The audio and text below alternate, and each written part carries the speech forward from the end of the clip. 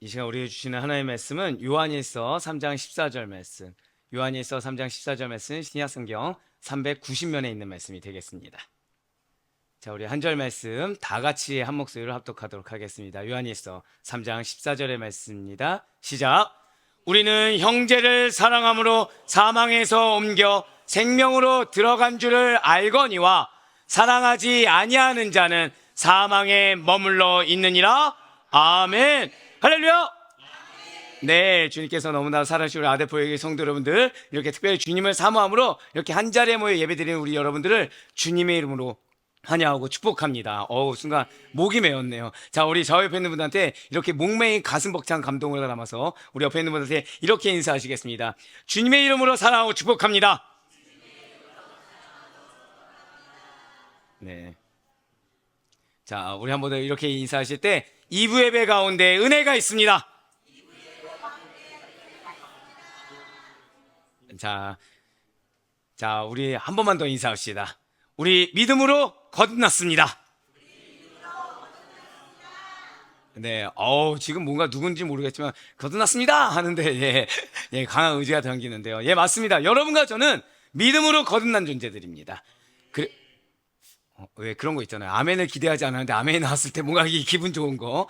믿음으로 거듭난 존재인 우리들에게 우리가 지난주에 들으셔서 알겠지만 새로운 삶이 있다라는 것이죠. 자, 그럼 우리들은 바로 지난주부터 리버스, 만물을 새롭게라는 주제로 거듭남 시리즈에 대한 메시지를 우리는 허락받았어요. 자, 거듭났다. 어때요? 여러분들 익숙하십니까? 생소하십니까? 맞아요. 교회를 어느 정도 다녀본 성도님들하고 한다면 이거는 생소한 단어가 아닙니다. 어느 정도 익숙한 단어인 바로 이 거듭난이란 대체 그러면 무엇입니까? 거듭남. 이전 것은 지나간 새로운 피조물이 된 상태가 바로 거듭난 것입니다. 자, 누구 안에서 우리는 새로운 피조물이 된 것입니까? 저 따라 고백하실까요? 예수 그리스도 안에서.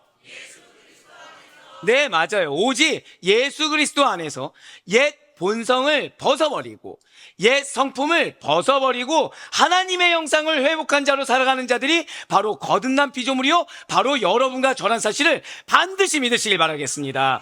이렇게 거듭난 자들은 무언가가 필수인 것이 있다는 거예요. 거듭난 자들은 우리 한 번 더 고백하실게요. 성화의 과정. 네, 맞아요. 성화의 과정이 필수라는 거죠. 나는 구원받았습니다. 나는 거듭났습니다. 라고 하면서 이제 끝! 이렇게 되는 것은 아니라는 거예요. 거룩하라. 너희는 반드시 거룩하라. 그러한 주님의 명령에 따라서요, 매일 거듭나는 새 창조의 역사가 여러분과 저의 안에서 반드시 일어나야 한다는 것이죠. 진실로 여러분과 저는 거룩함을 덧입는 그 매일의 삶을 통해 점점 더욱더 그리스도를 닮아가게 되는 것입니다. 아니, 어떻게 여러분과 제가, 그것도 예수님과는 무관했던 여러분과 제가 흠없고 접없는 예수님처럼 변할 수가 있게 된단 말입니까? 그것은 여러분과 제 안에 다른 누군가가 아닌, 우리 한번 더 고백하실게요. 예수님의 생명. 우리 안에 예수님의 생명이 있다는 거예요. 자, 우리 옆에 있는 분들한테 우리 한 번 더 이렇게 권면합시다. 당신 안에 예수님의 생명이 있습니다. 네, 맞습니다. 여러분들 안에 예수님의 생명이 있어요. 나이가 어리든 많든, 남자든 여자든, 건강하든 약하든 믿음 있는 자들에게, 예수님을 믿어 거듭난 자들에게는 반드시 예수님의 생명이 있는 것입니다. 네, 그렇습니다. 우리에겐 예수님의 생명이 있어요. 그렇기 때문에 우리는 예수님을 닮아갈 수가 있는 것입니다.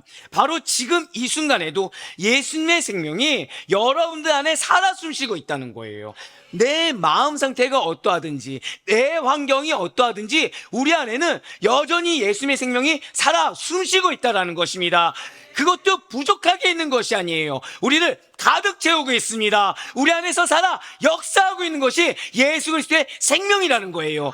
이것을 정말 믿을 수 있는 여러분과 제가 되길 간절히 소망합니다. 우리 안에 있는 것은 그래서 저주가 아니에요. 우리 안에 있는 것은 절망이 아닙니다. 괴로움도 아니고 고통도 아니고 불편함도 아니고 죽음도 아니에요. 여러분과 저희 안에는 축복이 가득합니다. 우리 안에는 은혜가 가득합니다. 우리 안에는 생명이 가득한 줄 믿으시길 바라겠습니다. 할렐루야. 아멘이라고 하셨죠. 정말 생명력이 느껴지십니까? 어떻게 한 주간 계속 기쁨과 축복이 가득하시던가요? 네. 하다가, 네. 한 번도 부정적인 것이 없으셨습니까? 아, 멤버를 바꿔주세요. 앞이 너무 생생해요. 예. 예, 있어요. 예, 맞아요. 분명히 생명이 있다. 축복이 가득하다. 행복이 가득하다. 예수님을 믿으면 기쁨이 가득하다고 하는데, 여기까지 오기까지는 그럴 수 있어요. 근데 막상 어제만 봐도 과연 내가 기쁘기만 했었나? 그저께까지 가면 내가 정말 축복이 가득했었나? 좀 더 가보면 내가 정말 행복하기만 했나? 의구심이 든다는 거죠. 근데 말씀은 그렇게 얘기하지 않고 있다는 거예요. 여러분과 저희 안에 생명이 있습니다. 믿음이 좋으신 거죠? 네. 예, 그러면 이렇게 우리 안에 생명이 있다라는 증거가 무엇입니까? 바로 사도 요한이 오늘 이 자리에 모인 우리 모든 성도님들에게 딱 한 단어로 그 답을 해주고 있어요. 그것이 무엇입니까? 우리 옆에 있는 분한테 한번 이렇게 인사합시다. 사랑합니다. 네, 사랑이라는 거예요. 여러분들 안에 있는 생명의 증거는 사랑이라는 것입니다. 구원받았다는 증거로 우리 안에 사랑이 가득하다. 이 사실을 지금 성경이 증거해주고 있다는 거예요. 그래서 우리 주님께서는 바로 오늘 사망에서 생명이라는 제목으로 요한일서 3장 14절 말씀을 통해 생명이 있는 자들이여 사랑하라. 서로 사랑함으로 너희가 사망에서 생명으로 옮겨졌음을 증명해 보이라 라고 말씀하고 계시다는 거예요. 먼저 오늘 본문인 요한일서 3장 14절의 말씀을 다시 한번 더 보도록 하시겠습니다. 우리는 형제를 사랑함으로 사망에서 옮겨 생명으로 들어간 줄을 알거니와 사랑하지 아니하는 자는 사망에 머물러 있느니라. 아멘. 자, 지금 이 말씀을 조금 풀어서 읽으면 우리가 형제를 사랑하면, 우리가 영혼의 사랑을 행한다고 한다면 사망에서 생명으로 옮겨지는 것이다. 그렇기 때문에 사랑하지 않는 자는 아직 사망에 머물러 있고 생명으로 옮겨지지 않은 상태이다 라는 어감으로 들리게 됩니다. 그러면 지금 이 말이 맞습니까? 우린 무엇으로 구원받았죠? 믿음으로 구원받았어요. 우린 믿음으로 거듭났습니다. 근데 지금 오늘 말은 뭐죠? 형제 사랑을 해야 구원받은 게 돼. 이렇게 들린다는 거예요. 그럼 번역이 잘못된 건가? 라고 생각할 수도 있지만 결코 그것이 아닙니다. 형제 사랑으로 인해서 사망에서 생명으로 옮겨진다라는 이 말씀 구절과 함께 반드시 우리가 같이 봐야 될 성경 구절이 있다는 거죠. 그것은 바로 오늘 본문이 요한일서를 쓴 저자 사도 요한이 쓴 복음서 요한복음입니다. 다 같이 요한복음 5장 24절 말씀도 다시 한번 더 보시길 바래요. 내가 진실로 진실로 너희에게 이르노니 내 말을 듣고 또 나 보내신 이를 믿는 자는 영생을 얻었고 심판에 이르지 아니하나니 사망에서 생명으로 옮겼느니라. 아멘. 자, 지금 뭐라고 나와 있습니까? 예수님의 말씀을 듣고 예수님, 하나님을 믿는 자, 예수님을 보내 하나님을 믿는 자는 사망에서 생명으로 옮겨진다라고 나와 있습니다. 아니, 대체 그러면 어느 말씀이 맞는 말입니까? 여기에서는 요한복음에서는 이렇게 말을 하고 또 요한일서에서는 저 말을 하는 사도 요한이 그냥 그때그때 상황에 맞춰 신뢰성 없이 말을 바꾸는 변개하는 자입니까? 아닙니다.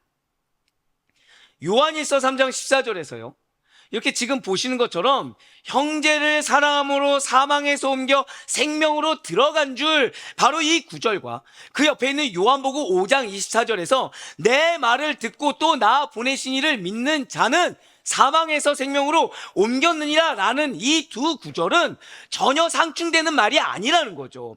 그러니까 우리 모든 그리스도인들이요 지금 사망에서 생명으로 옮겨지는 유일한 길이 있습니다. 그것은 무엇입니까? 믿음이라는 거예요. 예수님을 믿어야 된다는 거죠. 예수 그리스도의 말씀을 듣고 예수님을 보내주신 하나님을 믿는 길입니다. 그렇습니다. 구원은 오직 믿음으로만 가능합니다. 이에 대해서 사도 바울은 이렇게 선포했어요. 바로 로마서 10장 9절과 17절의 말씀입니다. 내가 만일 내 입으로 예수를 주로 시인하며 또 하나님께서 그를 죽은 자 가운데서 살리신 것을 내 마음에 믿으면 구원을 받으리라. 그러므로 믿음은 들음에서 나며 들음은 그리스도의 말씀으로 말미암았느니라. 아멘. 아마 우리 믿는 분들 중에 이 사실에 대해서요, 추호도 의심 없이 다 받아들이고 다 믿고 있을 것입니다. 자, 그렇다면 왜 사도 요한은 믿음으로 우리는 사망에서 생명으로 옮겨지는 자들인데 지금 굳이 형제 사랑과 사망에서 생명으로 옮겨지는 구원을 이렇게 연관지어서 지금 우리에게 말을 하고 있는 것일까요? 형제 사랑과 구원은 대체 어떤 상관관계가 있단 말입니까? 지금 사도 요한이 여러분과 저에게 전하고자 하는 것은 다른 것이 아니에요. 잘 기억하시길 바랍니다. 형제 사랑은요, 구원의 조건이 아닙니다. 저 고백하실까요? 구원의 증거. 형제 사랑이 무엇이라고요? 구원의 증거라는 거예요. 형제를 사랑해야 구원받는 것은 아닙니다. 하지만 여러분과 저는 예수님을 믿는 믿음으로 구원받았습니다. 믿으십니까? 그러면 구원받은 자라고 한다면 반드시 형제 사랑이 나타난다는 거예요. 어떤 환경이 받쳐줘야 사랑하는 게 아닙니다. 어떠한 여건에서도, 어떠한 마음 상태에서도, 어떠한 상황에서도 영혼을 사랑하게 된다는 거예요. 형제를 사랑한다는 것입니다. 나보다 더 사랑하게 돼요. 하나님이 나를 사랑한 그 사랑으로 사랑하게 되는 것입니다. 네, 그렇습니다. 우리는 누군가의 형제 사랑하는 그 모습, 그 행함을 보고 이 사람은 구원받은 자구나. 이 사람은 사망에서 생명으로 옮겨진 자이기 때문에 이러한 사랑을 행할 수가 있구나 라는 것을 알 수가 있어요. 즉 형제 사랑이 그의 구원받았음을, 그가 성도됨을, 그가 그리스도인임을 증명해 준다는 거죠. 구원받았다는 증거를, 구원받았다는 외적 사실을 우리는 다른 데서 찾아보는 것이 아닙니다. 한 번 더 고백하실까요? 형제 사랑. 형제 사랑을 통해서 우리는 그 구원받은 증거를 찾아볼 수 있다는 사실을 이 시간 반드시 잊지 마시길 바라겠습니다. 맞아요. 우리들은 구원받은 하나님의 백성입니다. 지금 우리는 계속해서 우리의 정체성에 대해서 듣고 있어요. 우리의 정체성은 무엇이라고요? 거듭난 자가 어떤 자라고요? 구원받은 하나님의 백성이라는 거죠. 그럼 우리는 그리스도의 보혈로 깨끗하게 되었습니다. 죄인이 의롭다 칭함을 얻는 놀라운 하나님의 은혜 안의 권속이 바로 여러분과 저라는 거예요. 여러분과 저는 성령으로 거듭난 존재들입니다. 세상에 찌들어 있고 새 속에 물들어서 나밖에 모르던 옛성품, 나의 계획대로 되지 않으면 마음이 어려워지는 옛성품을 다 벗어버린 자들이 여러분과 저라는 거예요. 우리를 둘러싼 세상으로 눈을 돌렸을 때는 나에게 어떤 유익이 있지, 나에게 어떤 이익을 줄 수 있지, 그런 세상이 아니라 나의 사랑이 필요한 자들, 나의 손길이 필요한 자들에게 손을 내밀 줄 알고 희생할 수 있고 헌신할 수 있고 넉넉한 마음을 갖게 된 그리스도인이 바로 여러분과 저인 것입니다. 그렇습니다. 우리의 정체성은 그리스도인이에요. 바로 그러한 그리스도인은, 바로 그러한 성도는 먼저는 예수님에 대한 믿음, 예수님에 대한 믿음과 신뢰가 선행돼요. 그 믿음에 기초한 헌신으로 사랑할 수가 있게 되는 것입니다. 가장 우선이 무엇이라고요? 예수님을 믿으셔야 돼요. 그 예수님을 신뢰하셔야 됩니다. 그러면 그 신뢰와 믿음에 기초한 헌신이 나오게 돼요. 그걸로 사랑하게 되는 것입니다. 진실로 믿음이 없으면 하나님을 그래서 기쁘시게 할 수 없어요. 그래서 믿음이 없으면 하나님이 기뻐하시는 형제 사랑을 감히 실천할 수가 없다는 것입니다. 그러한 여러분과 제가 누구의 자녀입니까? 우리는 하나님의 자녀예요. 옆에 있는 지체들이 다 누구의 자녀이죠? 하나님의 자녀인 거예요. 나와 싸웠어도, 나와 친해도, 나와 혈연관계여도, 아니 나와 남이어도 이 공동체 가운데, 이 믿음의 공동체 안에 있는 우리들은 하나님의 자녀입니다. 근데 그 하나님이 무엇입니까? 진실 하나님께서는 사랑이세요. 진실 하나님께서는 이 세상을 사랑하시사 독생자 예수 그리스도를 우리 모든 죄인들에게 허락하여 주셨습니다. 우리는 그러한 예수 그리스도를 믿고 그분 안에 있는 생명을 우리 역시 소유하게 되었음으로 말미암아 바로 그러한 그리스도의 사랑이 여러분들 안에 머물게 되었다는 거예요. 우리 안에 생명이 충만하다고 했습니다. 그 생명이 충만하다는 것이 우리 안에 무엇이 있다는 거예요? 사랑이 있다는 거죠. 그리스도의 사랑이 있다는 것입니다. 그렇기 때문에 예수님을 믿는 자는 예수님의 사랑이 그 안에 있게 되고 그 사랑이 자연스럽게 형제에게 나타나게 된다는 거예요. 그렇기 때문에 예수님을 믿는 믿음이 없이는 올바른 사랑이란 불가능하다는 것이죠. 자, 무엇이 없으면 무엇이 불가능하다고요? 믿음이 있어야 사랑을 할 수 있는 거예요. 사랑을 하기는 원하지만 믿음이 없으면서 바른 사랑을 하기란 유언한 것입니다. 진실로 사랑 그 자체이신 하나님의 자녀들만이 올바른 사랑을 할 수 있어요. 내 기준의 사랑이 아닙니다. 그리스도의 사랑이에요. 주님께서 기준 되신 사랑입니다.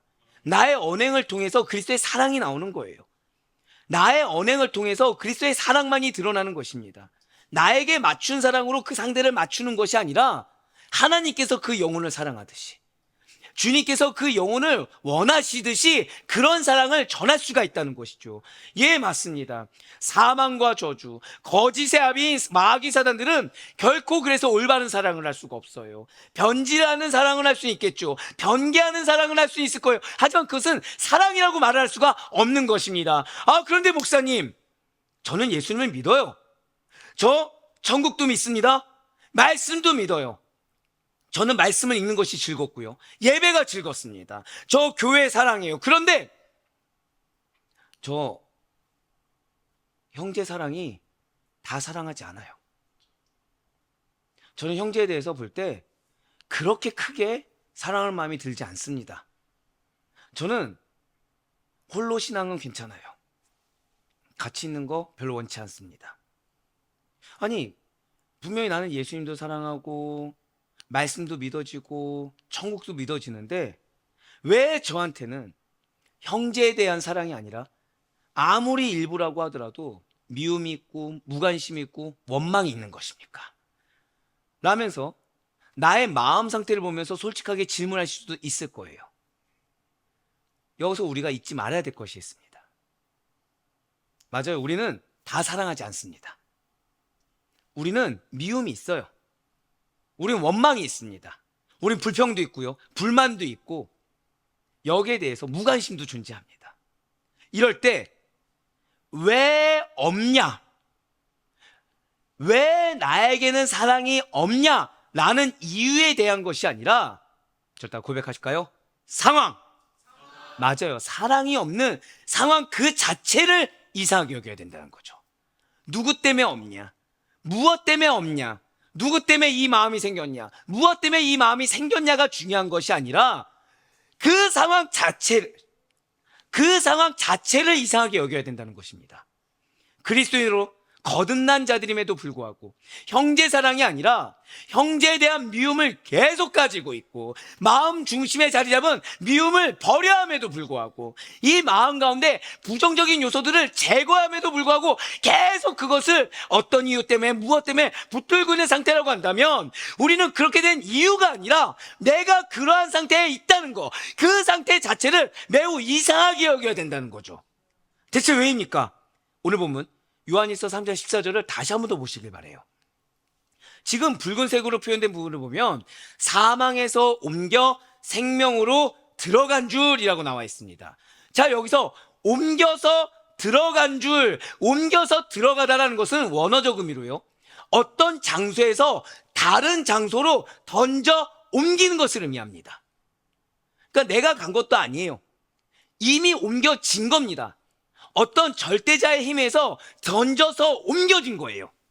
그렇기 때문에 사망에서 생명으로 옮겨 들어간 것은 사망이라는 영역에서 생명이라는 영역으로 확실하게 이동한 겁니다. 내가 한 것도 아니에요. 어떤 큰 절대자의 힘에 의해서 아예 들어서 옮겨졌다는 거죠. 그러니 사망에서 옮겨 생명으로 들어간 줄, 이 말씀의 원뜻을 명확하게 받아들이시기 바랍니다. 그러니까 우리가 믿는 성도라고 한다면 이 원뜻대로 하면요, 점점 사망에서 생명으로 단계별로 옮겨간다, 이동한다라는 미래적 의미를 뜻하는 것이 결코 아닙니다. 우리는 더욱더 사망에서 생명으로 이동해가는 과정이라는 현재 진행의 의미도 아니라는 거예요. 이미 사망의 영역에서 생명의 영역으로 옮겨졌습니다. 사실 많은 믿는 자들이요, 한번 제가 여쭤볼게요. 여러분들 예수님 믿으십니까? 그럼 여러분들 천국 갑니다.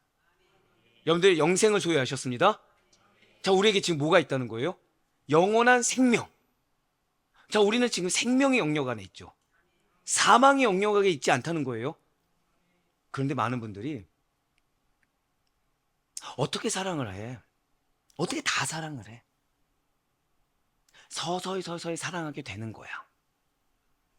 지금 내가 한 명 사랑한다면 내일 되면 2명 사랑할 수 있고 모레 되면 3명 사랑할 수 있어 라고 단계로 생각을 합니다.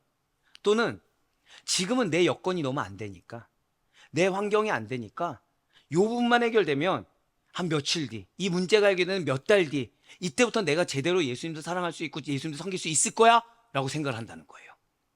근데 이게 착각이라는 겁니다. 이게 사단의 미혹이라는 거예요. 말씀드렸죠. 지금 사망에서 옮겨 생명으로 들어갔다가 무엇이라고요? 미래적 의미가 아니에요. 현재 진행형도 아닙니다. 이미 완성형이에요. 단계가 필요한 것이 아니에요. 미래에 언젠가 이루어질 거라는 소망도 아닙니다. 이미 우리는 사망의 영역이 없어요. 우리는 이미 생명의 영역 안에 들어간 것입니다.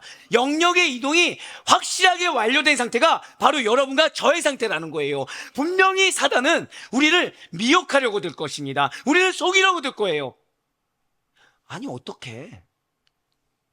너 지금 그 많은 그 상태에서 어떻게 사람을 사랑할 수 있어?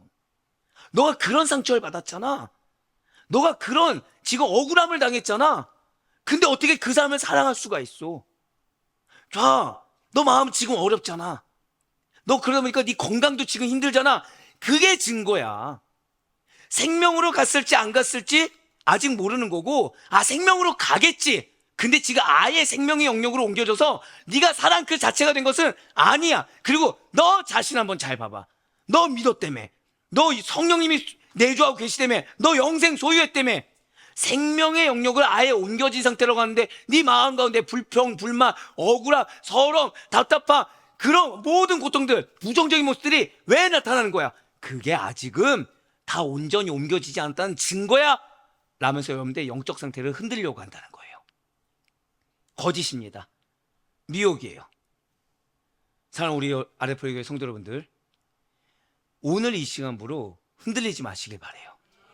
저와 여러분은요, 이미 사망에서 생명의 영역으로 완벽하게 확실하게 옮겨졌음을 믿고 선포하며 행할 수 있는 여러분과 제가 되길 간절히 소망합니다. 영혼에 대해서 미워하는 마음이 드십니까? 영혼에 대해서 억울한 마음이 드십니까? 그 사람의 말에 내가 상처받았습니까? 그 사람의 행동에 내가 지금 답답하고 억울하고 상처 입은 상태에서 헤어나오지 못하고 있습니까? 이것이 나에게 정상적인 상태가 아니라는 사실 잊지 마시길 바래요. 여러분들 하나님 믿으십니까? 전지전능한 하나님께서는 이미 우리에게 그러한 말로 그러한 행동으로 상처받지 않을 수 있도록 가장 완벽한 보호를 하고 계시고 가장 큰 능력 가운데 임재하고 계시며, 그러한 여러분들로 말미암아 미혹된 영혼들을 돌이킬 수 있도록 그들의 마음을 잠깐 느끼게 할 수 있도록 허락하신 것에 불과하다는 사실을 잊지 마시길 바래요. 우린 이미 승리하였습니다. 우린 이미 사랑 그 자체를 부여받은 사랑의 도구란 사실을 잊지 마시길 바래요.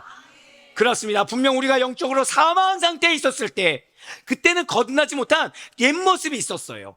분명 우리가 죄로 죽었을 때 영적 사망 상태였던 과거에는 하나님의 뜻을 따르지 않고 하나님을 대적하며 어둠의 영을 따라 이기심으로 인간의 감정으로 가득 차 있었다는 거죠. 하지만 지금은 아닙니다. 진실로 여러분과 저는 성령으로 거듭난 피조물입니다. 사람으로 거듭나지 않았어요. 인간의 지식으로 거듭나지 않았어요. 인간의 경험과 인간의 관념으로 거듭난 존재가 아닙니다. 우리 성령으로 거듭났어요. 거듭난 이후에 새로운 피조물로서 새 생명이 있는 여러분과 저입니다. 생명의 영역으로 이동 완료한 여러분과 저라는 거예요. 그럼 우리들 마음에 누가 거하고 계십니까? 사람이 거하든가요? 세상에 무언가 조건이 거하든가요? 아니요, 우리 안에 거하는 거는 오직 단 하나, 저다 고백하실까요? 나의 안에 성령님이 살아계십니다. 아멘. 그러한 성령님께 나의 의지의 결정권을 내어 드리는 것입니다. 나의 감정보다 나의 생각보다 월등히 뛰어난 그 성령님께 나의 결정권을 내어 드림으로 말미암아 하나님의 뜻을 따르게 되고 하나님의 자녀로서 마땅히 실천해야 될, 한 번 더 고백하실까요? 형제사랑. 그 형제사랑의 삶을 살 수가 있게 된다는 거예요. 그래서 인간적으로는 이해 안 되는 언행을 할 수가 있어요. 세상적으로는 그렇게 할 수 없는 언행을 하는데, 그 언행이 무엇을 증거해요? 사랑을 증거하는 거예요. 그냥 인간의 사랑 아니에요. 그리스도의 사랑을 증거하는 겁니다. 그래서 오히려 나를 공격하는 자들을 소생케 해요. 나를 공격하는 자들을 변하게 하는 거예요. 내가 변화시키는 겁니까? 아니요, 내 안에 있는 성령님께서 그 성령님의 순종한 나의 사랑의 행함으로 말미암아 영혼이 변화됩니다. 공동체가 변화됩니다. 이 놀라운 사명이 우리의 것인 줄 믿으시길 바라요. 우리는 내가 당한 만큼 보복하는 자들이 아니에요. 우리는 내가 생각해하고 내가 경험해왔고 나를 오랜 관습관에 눌렀던 이 행동으로 대하는 자들이 아니에요. 말씀을 실천하는 자들입니다. 하나님을 사랑하고 이웃을 사랑하는 그 말씀을 실천하는 자들이에요. 간혹가다 신방하다 보면 속상할 때가 있어요. 하나님이 기회를 주시는 거죠. 근데 그 하나님의 기회가 인간의 생각과 좀 달라요. 인간에게 기회는 뭐죠? 누가 봐도 기회인 줄 알아야 돼요. 근데 하나님의 기회는 좀 다르다는 거예요. 믿음 아니면 승리할 수 없게 만드시는 거죠. 믿음 아니면 할 수가 없게 만드시는 겁니다. 그런데 그 믿음으로 순종하며 행했을 때 오는 결과는 기적이라고밖에 표현할 수 없는 그런 결과를 주신다는 거예요. 예, 맞아요. 올바른 사랑은 다른 데서 나오는 것이 아닙니다. 저 다 고백하실까요? 믿음에서 나와요. 그것도 바른 믿음에서 나와요. 왜곡된 믿음 아닙니다. 바른 믿음은 대상이 누구죠? 오직 단 한 분, 예수 그리스도예요. 당연히 올바른 사랑 행위, 믿음이 없으면 나올 수가 없다는 거예요. 믿음이 없이는 올바른 사랑이라는 것이 불가능합니다. 올바른 사랑의 행위는 오직 단 하나, 올바른 믿음에서만 나올 수 있다는 사실을 이 시간 반드시 잊지 마시길 바라겠습니다. 오늘 본문을 통해서 사도 요한이 바로 이 점을 강조하고 있는 거예요. 올바른 사랑은 올바른 믿음에서만 나올 수 있다. 우리를 거듭난 하나님의 자녀인지 아닌지의 중요한 요소는 다른 것이 아니라 올바른 믿음에 기초한 올바른 사랑이냐 사랑이 아니냐의 문제다라는 것이죠. 그렇다면 여러분과 제가 거듭나지 못했을 때 세상에서 배운 사랑이란 과연 어떠한 모습입니까? 많은 사람들이 진정한 사랑에 목을 매요. 하지만 그 어디에도, 그 누구에게도 진정한 사랑, 진실된 사랑이라는 것을 찾아보기가 어렵다는 거죠. 내가 아무리 그 사랑을 행하려고 해도 내가 하기도 힘들지만 여러분들이 사랑을 베푼 만큼 그 사랑을 받을 수가 있던가요? 그 사랑을 받는 일조차 쉽지가 않다는 거예요. 세상에 널린 우정, 가족 간의 사랑, 신의와 존경, 친밀함, 이러한 단어들도 나와는 상관이 없어 보입니다. 내가 사랑을 전한 만큼 사랑을 받지가 못한다는 거예요. 바로 그러한 자들에게 누가 찾아오셨습니까? 하나님이 찾아오신 거예요. 바로 요한복음 3장 16절의 말씀입니다. 하나님이 세상을 이처럼 사랑하사 독생자를 주셨으니 이는 그를 믿는 자마다 멸망하지 않고 영생을 얻게 하려 하심이라. 아멘. 무슨 말씀입니까? 내 사랑하는 독생자 예수, 내가 너희에게 그를 보냈어. 그 이름을 믿는 자에게는 하나님의 자녀가 되는 권세를 준 거야 라고 말씀하시는 거예요. 이미 예수님께서 지금 이 말씀을 하시기 전에 이미 이렇게 또 말씀하셨어요. 요한복음 1장 12절의 말씀입니다. 영접하는 자, 곧 그 이름을 믿는 자들에게는 하나님의 자녀가 되는 권세를 주셨으니. 아멘. 그렇습니다. 하나님의 자녀가 된 다음에 우리는 자녀가 돼야 예수님께서 나를 위해 무엇을 해주셨는지 그분의 사랑을 깊이 깨닫고 알게 돼요. 자녀 믿기 전에, 자녀가 되기 전에는 그분의 사랑이 무엇인지 알 수가 없습니다. 하지만 자녀가 된 다음에는 그분의 사랑을 내가 깊이 깨닫고 체험하고 경험하게 돼요. 그것이 바로 예수님에 대한 사랑의 체험이고 경험이 되는 것입니다.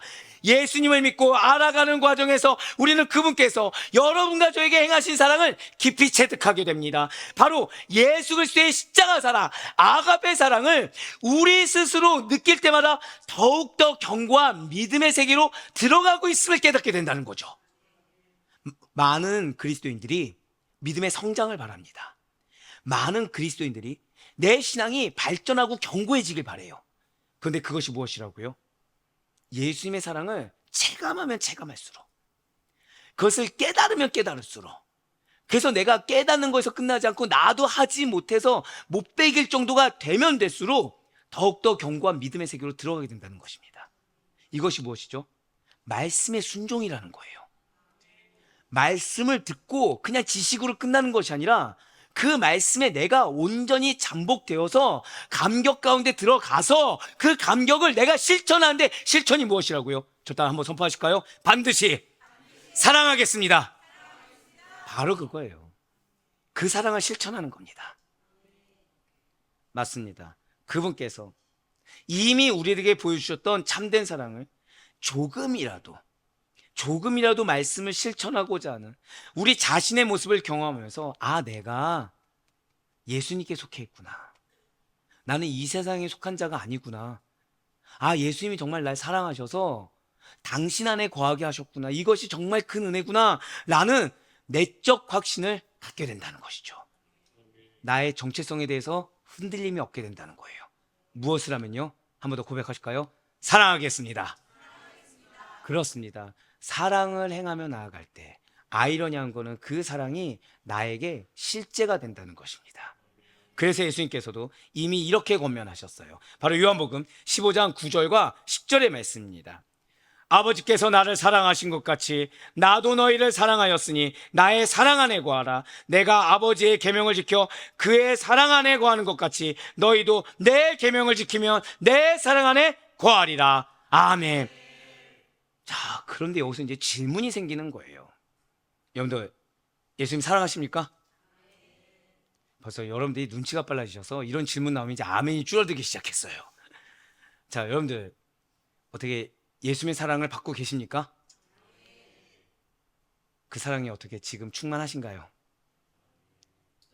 네, 이런 거죠. 자, 나는 지난 한 주간 속상해서 미워해 본 적이 있다. 아, 정직한 자들 네. 미움이 드는 거죠. 미움까지는 아니어도 섭섭함, 속상함. 제가 여기서 앞에 한 단어를 붙이고 싶지만 차마 부부싸움을 일으키기 싫어서 배우자에 대한 섭섭함, 자녀에 대한 속상함, 이게 들어오는 겁니다. 이게 근데 지금 뭐라고 하죠? 나의 사랑 안에 거하라. 너희도 내 계명을 지키면 내 사랑 안에 거하리라. 그러니까 여러분들이 말씀을 지키려고 해요. 그럼 여러분들 예수님 사랑 안에 거하는 겁니까? 안 거하는 겁니까? 거하는 거죠. 그러니까 여러분들 중에 예수의 사랑을 모르는 자가 없습니다. 근데 중요한 거는 여러분들 안에 있는 예수님의 사랑이 지속적인가요? 제한적이든가요? 제한적이더라는 거예요. 맞아요. 분명 우리는 예수님을 알고 나서요, 예전에 경험하지 못하고 느끼지 못한 사랑을 경험했습니다. 긍휼하심도 경험했어요. 자비로운 마음도 생겼다는 것이죠. 그런데 그것도 잠시 분명히 은혜를 받았어요. 결단도 했어요. 근데 사랑의 마음을 금세 다시 접고서 예전의 미워함, 예전의 자비가 없는 상태로 되돌아가곤 한다는 거예요.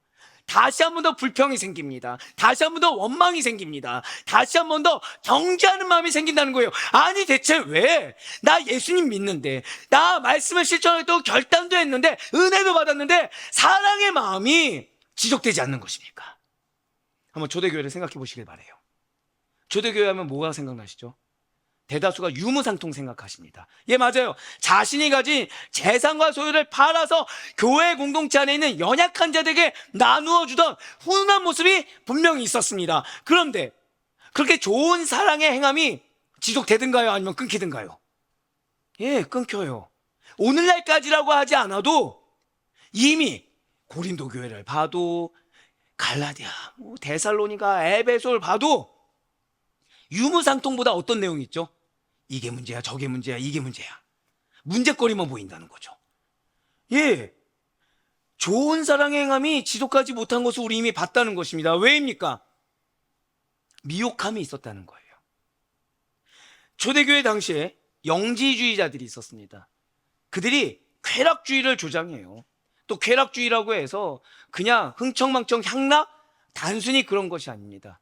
이기주의예요. 나만 좋으면 그만인 겁니다. 나만 괜찮으면 되는 거예요. 내 직성만 풀리면 된다라는 거죠. 그런 사상을 퍼뜨려봤다는 거예요. 그러니까 재물을 형제들을 도와주는데 더 이상 사용하지 않습니다. 공동체를 하는데 나를 희생하지 않아요. 오로지 누구를 위해요? 나를 위해. 다른 여러 가지 핑계와 이유가 있지만 궁극적으로는 죄를 짓는 방편으로 나에게 허락하신 하나의 은혜를 다 사용해버리고 있다는 거죠. 내 감정의 소욕을 풀어버리는데 하나의 은혜를 낭비하고 있더라는 것입니다. 그런데 그러한 영지주의자들의 영향이 현재 오늘까지도 다른 가면과 다른 탈을 쓰고 우리 생활 깊숙이 들어와 있어요. 혹시 사랑하는 여러분들, 디지털 영지주의란 말을 들어보신 적이 있습니까? 영지주의는 영지주의인데 어떤 영지주의요? 디지털 영지주의라는 거예요. 영지주의가 무엇입니까? 예수님의 육체적 부활을 믿지 않고 부정하는 거예요. 육체는 천해, 영은 고기에. 예수님이 하나님의 아들이라면서 천한 육체의 몸을 입고 오셨을 리가 없어라는 주장이 바로 영지주의자들의 주장입니다. 행동이 거룩한가요? 안 거룩한가요? 거룩하지 않아요. 왜요? 행동은 중요하지 않아요. 내 마음이 중요해요. 내 생각이 중요해요. 예수님 내 마음 아니까. 내가 이렇게 행동할 수밖에 없는 이유 아니까. 그러한 의미에서 우리가 인간의 편의와 특수 상황을 위해서 선택한 온라인 예배를 현장에서 생동감 있게 드리는 예배의 가치와 동일시하면서 자연스럽게 맞바꿀 수 있는 것이 하나의 디지털 영지주의라고 부를 수가 있다는 거죠. 물론 온라인 예배를 드리면서도요, 뜨거운 마음을 느끼고 믿음을 새롭게 결단하는 일이 가능합니다. 그렇다고 해서 교회에 나와서 내 몸과 정신과 영이 전 인격이 받아들이고 하는 예배의 경험과 온라인 예배가 같을 수는 없다라는 거예요. 마치 여러분과 제가 여행을 생각해 보세요. 직접 전 세계를 돌아다니면서 맛보고 즐기고 체험하는 그런 여행과 방이나 다른 매체들을 통해서 경험하는 대리여행이 같습니까? 다릅니까? 같을 수가 없죠. 지금 여기서 드리는 예배와 집에서 녹화로 드리는 예배는 아예 질적으로 다른 차원이라는 것입니다.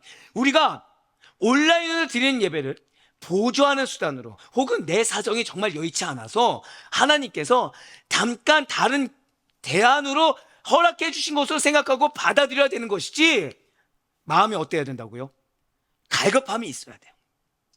이걸로 대체할 수 없다는 것을 알고서 드려야 되는 것이지, 이것으로 충분하다라고 생각해서는 안 된다는 거예요. 그렇습니다. 우리가 마찬가지라는 거죠.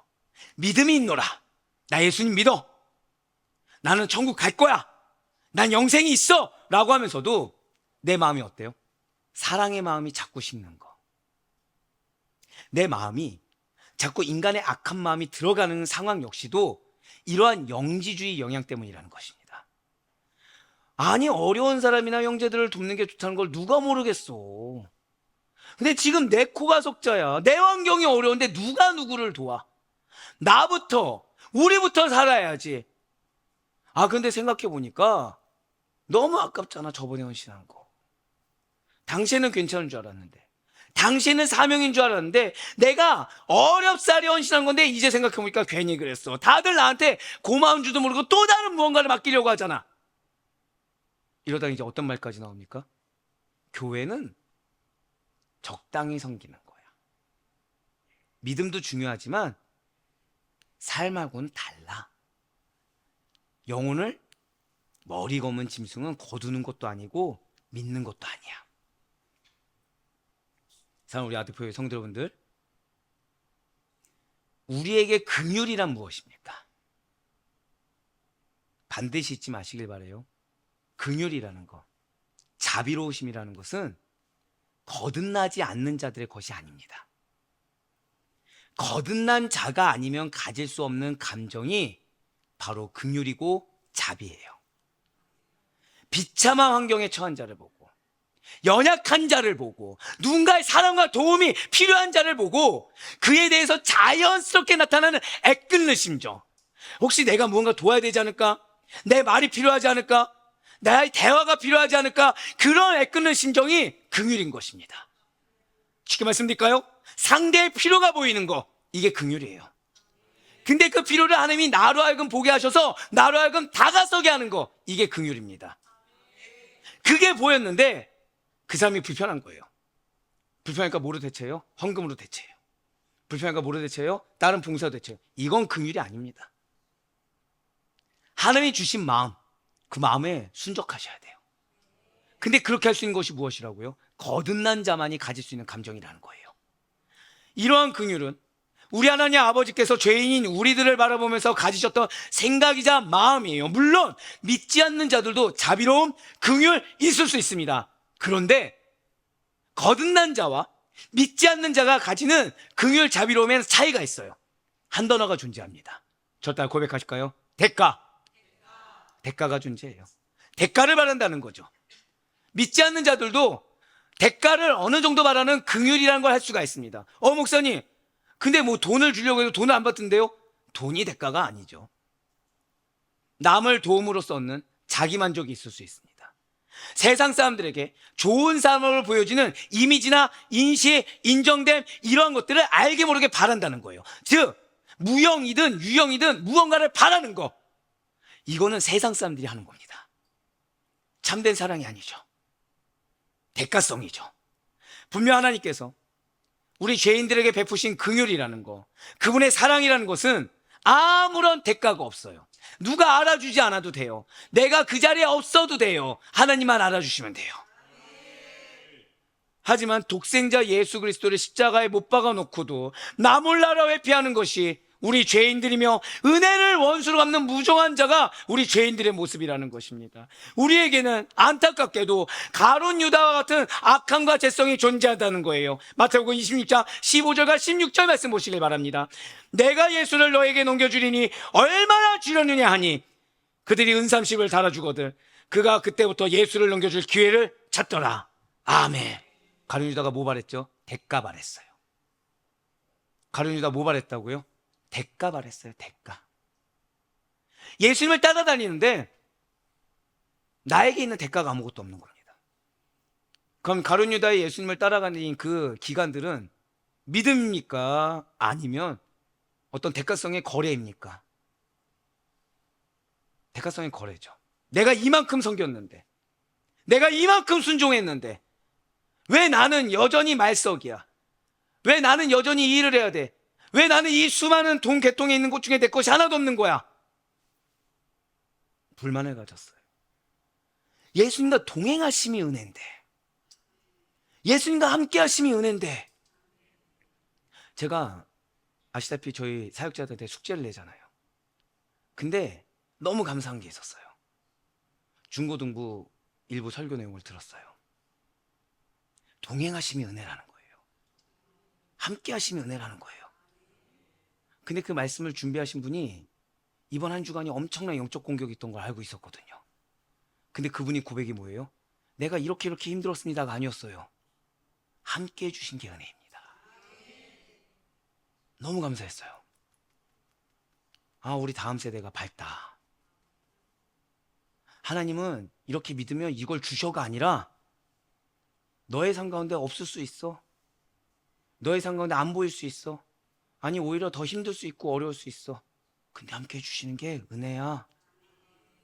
경험해 본 자만이 선포할 수 있는, 그걸 경험해 봤기 때문에. 내 인생에 괴로움밖에 없고 아픔밖에 없고 고통밖에 없고 이해 안 되는 상황밖에 없었는데 나는 포기하고 싶었는데 포기하지 않고 붙드신 하나님의 은혜, 자격 없는 자를 세우신 하나님의 은혜, 동행하는 자에게만 있는 하나님의 은혜. 오늘날 우리 사역자 느꼈지만 가룟 유다는 느끼지 못했어요. 가룟 유다는 예수님이 앞에 있었는데 내가 원하는 대가가 없었다고 배반해버렸어요. 진실로 우리는 어떠한 존재들입니까? 거듭났음에도 불구하고 때로는 내 마음이 이렇게 어렵다고, 때로는 내 상황이 이렇게 난처하다고, 때로는 내가 기대한 것대로 이만큼의 결과가 없다고, 내가 이해 못할 상황을 나에게 주셨다고 예수님을 넘겨줄 기회를 찾고 있는 자들이라는 거죠. 이미 무조건적인 사랑으로 말미암아 대가 없는 긍휼을 덧입은 자들이 구원받아야 할 또 다른 영혼들을 보면서, 하나님께서 나에게 붙여준 그 안타까운 나의 사랑이 필요한 영혼들을 보면서 나는 긍휼을 베풀 수 없어. 내가 누구를 사랑해? 내가 사랑을 받아야지. 내가 힘들어 죽겠는데 단호하게 거절하고 만다는 거예요. 내가 지금 이렇게 말 붙여줬잖아. 이거면 됐지. 뭘 더 바래? 나를 인정해줘야지.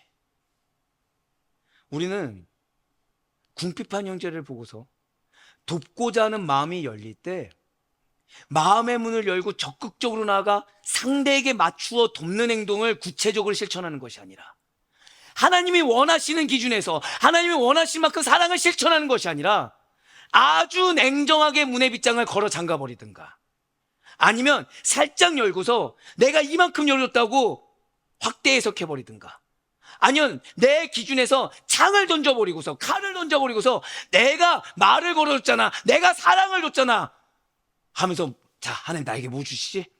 하나님 나에게 뭐 해줄 거지? 이런 자들이라는 거예요. 성령의 감동을 통해서 하나님께서 도우라, 사랑하라, 너 없이 예수 그리스도의 사랑으로 사랑을 전하라. 그 음성을 듣고도 내가 너무 중요해요. 내 가족이 너무 중요해요. 내 상황이 너무 중요해요. 그래서 나의 이기적이고도 죄악된 의지를 발현해버린다는 거죠. 우리의 정체성이 뭐죠? 그리스도의 사랑을 증거해야 될 자가 거듭나서 사망에서 생명으로 겨우 옮겨주셨고, 이 생명에 옮긴 자에 합당하게 예수 그리스도의 사랑을 증거해야 될 자가 형제의 연약함, 형제의 무지함, 형제의 궁핍함을 보고 생기는 긍휼의 마음을 무시하는 악인의 강한 의지를 증거해버리고 만다는 거예요.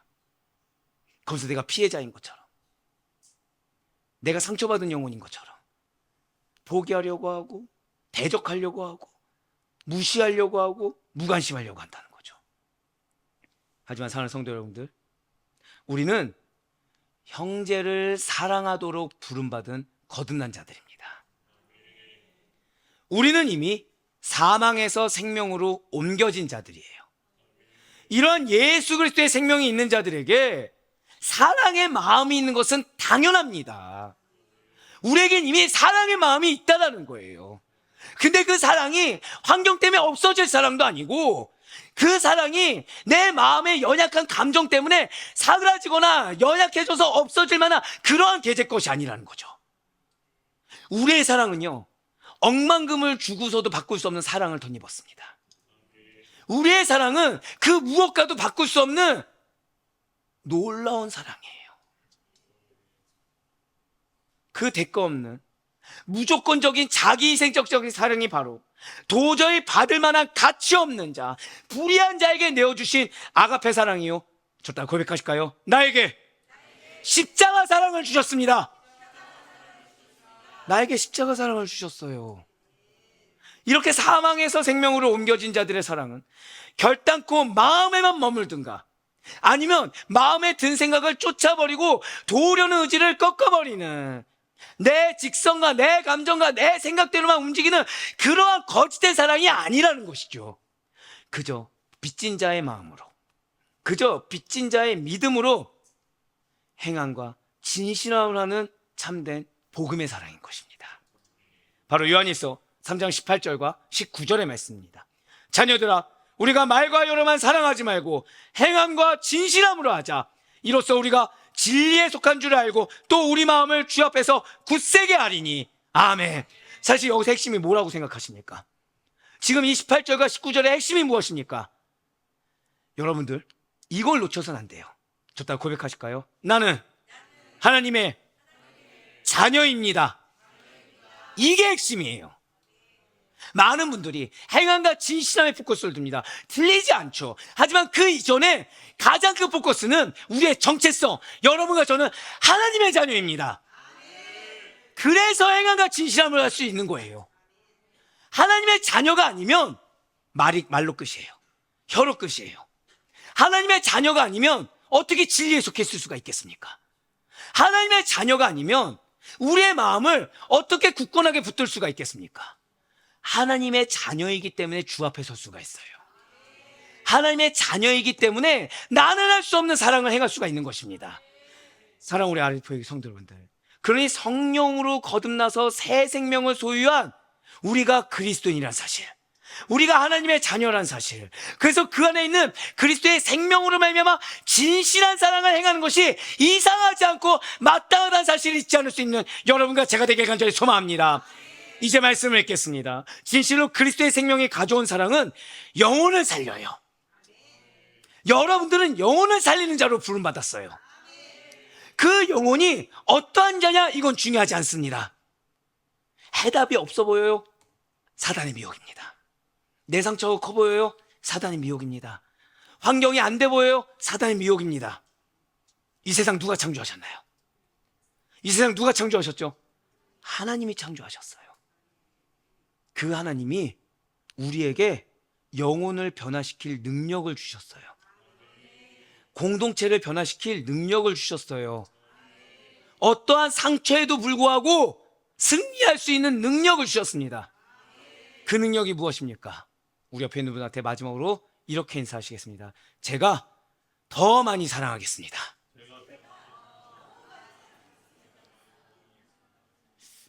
별로 사랑하고 싶어 하지 않는 것 같은데요, 지금.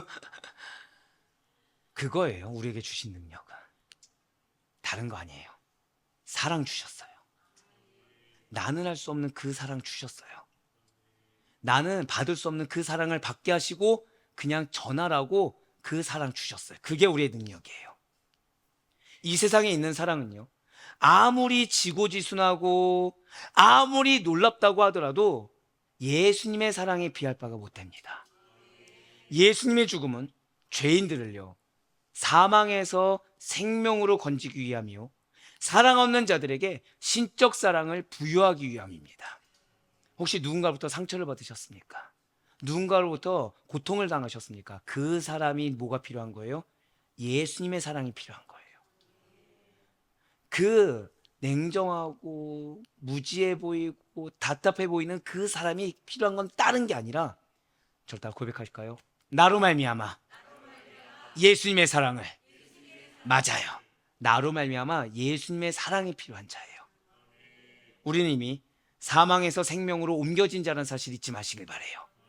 그럼 우리들은 누구를 닮아야 되겠습니까? 믿음의 선배요? 아니에요, 죄송하지만. 부모님이요? 아니에요. 예수님만 닮아야 돼요. 예수님만 닮는 겁니다. 사람의 소리? 아니요, 그냥 예수님만 닮는 거예요. 임동현이요? 아니요, 예수님만 닮는 거예요. 예수님께서 그러하셨듯이 생명력이 샘솟는 진정한 그리스도의 사랑이 이미 여러분들의 삶 가운데 짙게 드리워졌습니다. 여러분들 어떤 결과를 맺고 있습니까? 여러분들의 마음은 지금 어떤 상태입니까? 내 안에 사랑이 없어요? 빨리 회개하셔야 돼요. 아, 주님, 내가 믿음이 없군요. 주님, 내가 예수를 믿는다고 하면서 내가 믿음이 아예 없군요. 주님께서 나에게 붙여준 영혼이 있다고 하셨는데 나는 이 영혼을 내가 판단하고 내가 정죄하고 내가 결정 지어버렸군요. 내가 다시 사망으로 돌아간 자의 생각에 빠져 있었군요. 주님, 내가 정말 믿음이 회복되길 소망합니다. 주님, 내가 정말 예수님만 닮길 원한다고 하면서 나는 왜 이렇게 조건이 중요합니까? 나 왜 이렇게 사람이 중요합니까? 나 왜 이렇게 환경이 중요합니까? 나에게 허락된 수많은 영혼들이 있다고 하셨는데 나는 왜 이 한 영혼도 품기 어렵다고 스스로가 단정 짓는 것입니까? 주님, 예수님 닮게 해주세요. 주님, 예수님의 사랑을 닮게 하시고 내 이름이 드러나는 것이 아니라 그 예수님의 사랑과만이 증거되게 해주세요. 라면서 여러분들의 삶 가운데 그러한 예수님의 사랑의 증거가 허도할 수 있는 우리 모든 성도님들의 삶이 될 수 있게 간절히 소망합니다.